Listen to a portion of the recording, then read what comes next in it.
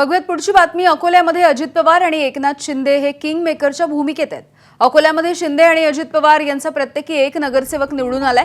भाजपला बहुमत मिळवण्यासाठी आणखी 3 नगरसेवकांची गरज आहे। अकोला मनपा निवडणुकीमध्ये भाजप आणि राष्ट्रवादी एकत्र लढले होते। आंबेडकरांच्या डिनर डिप्लोमसीला प्रकाश आंबेडकरांच्या या डिनर डिप्लोमसीला अजित पवार यांचा एकमेव नगरसेवक उपस्थितही होता। अजित पवार आणि शिंदे विरोधकांसह गेले तर आंबेडकरांच्या आघाडीमध्ये 42 नगरसेवक राहतील। शिंदे आणि अजित पवार यांनी अकोल्यामध्ये भाजपला बळ दिलं तर भाजप 40चा आकडा गाठू शकतं। शिंदे आणि अजित पवार भाजपच्या सोबत गेले तर तंबूमध्ये दोघांच्याही तंबूमध्ये समसमान अशा 40 नगरसेवकांचं बळ राहील।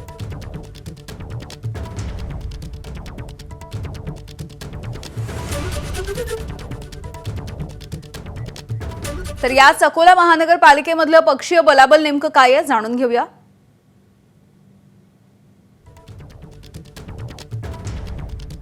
जागा होत्या 80, बहुमत आहे 41चं। भाजपकडे 38, काँग्रेसकडे 21 आणि राष्ट्रवादीकडे 1 जागा आहे। शिवसेना 1, शिवसेना ठाकरे 6, राष्ट्रवादी शरद पवार 3, वंचित 5, MIM 3 आणि अपक्ष 2 असं सध्याचं हे पक्षीय बलाबल आहे। बहुमतासाठी काँग्रेसकडे 21, शिवसेना 6, वंचित 5, MIM 3,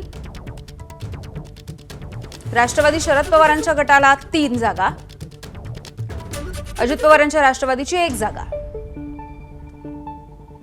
आणि अपक्षांच्या 2 जागा असं मिळून 41चं हे बहुमत गाठता येऊ शकतं जर भाजप आणि शिवसेनेला बाजूला ठेवायचं असेल तर। त्यामुळे या ठिकाणी राष्ट्रवादी आणि शिवसेनेची भूमिका अत्यंत महत्त्वाची ठरते आहे। एबीपी माझा, उघडा डोळे बघा नीट।